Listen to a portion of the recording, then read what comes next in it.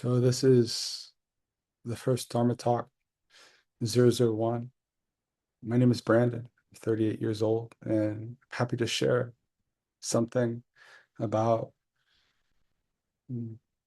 nothing. So let's start there. um, I want to name this short talk, What in the World is Awakening? What is it? And what is it not? We're having an experience right now that it feels like we're behind our eyes or in our heart. Raise your hand if you feel like you're behind your eyes. I do often. Raise your hand if you feel like you're in your heart or like in this area of your body. So we have a room filled with people with a fundamental discrepancy on reality. Some people feel they're in their heart. Some people feel they're in their head. But where are you? Where are you really? Where are you when all of those thoughts calm down? When all of those emotions calm down? There's an awareness. And the interesting thing about this awareness is there's no content in this awareness. That this awareness is aware. And it's not exclusive to Brandon. There's a field of awareness permeating through all beings. And in this life situation, you can become aware of awareness. One of the things I've been thinking about lately is that awareness is contentless. We have content in our thoughts, our emotions, our physical body, our sense perceptions, our ears. All of these events, these perceptions give us a unique perspective on reality, does it not? Yet, beyond all of this, there is an awareness. And that awareness is warm, is unreasonably joyful. I don't know why. I'm not trying to figure out why, but we can rest in this awareness. So when we start to calm the mind, there's still an awareness there. And for me and many others, this is what we call awakening. And in my opinion, and many others of my friends who are fellow teachers and students, awakening is not this big event where there's angels playing a flute and then it says, "Pa, you'll never go back." No, you have these little glimpses that, oh, there's more than this sense of separation. I saw a very clean definition of awakening the other day.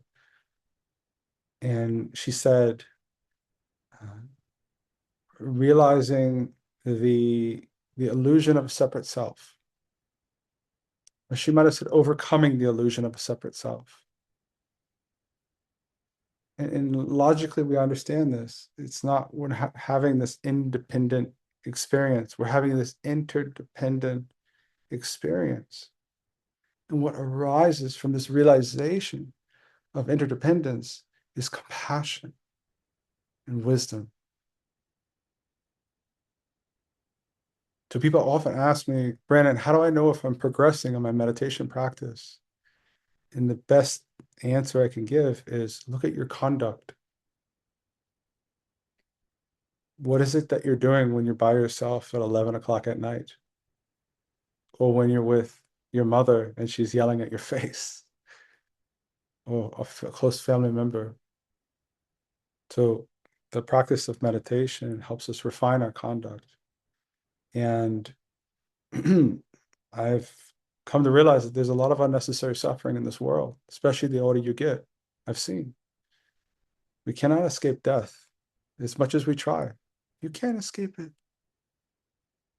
And there is pain, but suffering is not necessary. It's optional.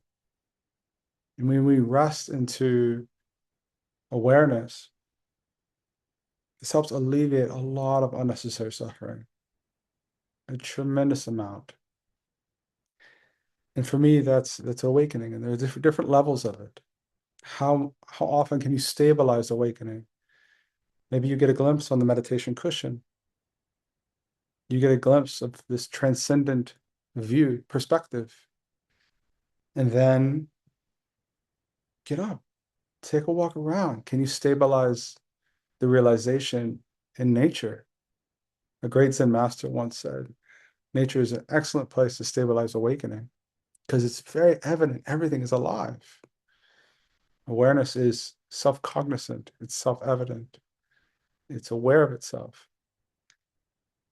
So we start to have different levels of awakening where we can stabilize this view. And there's another view of it where it's non-local. It's kind of a technical term, but it means that the center has dissolved. So right now you might be having an experience where you're the center and everything's permeating out of the center. That's not necessarily the way things are. Yes, you can have your perspective view. However, you can have a view of the world where there's no center, there's no edge. And this is what we call in many different traditions the view or awake awareness. And there's nothing spooky about it. There's nothing spooky about it at all. You don't dissolve. I once asked one of my meditation teachers, I won't name her name because this is being recorded, but I said, um, if I have a glimpse of awakening, I'm afraid I'll lose my jazzy personality. She said, Brandon, don't worry. You can still eat ice cream at 2 a.m. from awakened view. I was like, oh, thank God. It's great. You can still do the little things. So there's still the self. It exists, but it's not reified. The self is insubstantial yet vividly occurring like a rainbow, like a body of light. It's something like this. Something like this.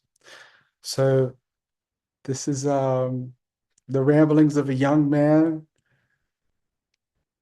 about awakening and how I see it in 2026. I hope this is helpful. Thank you.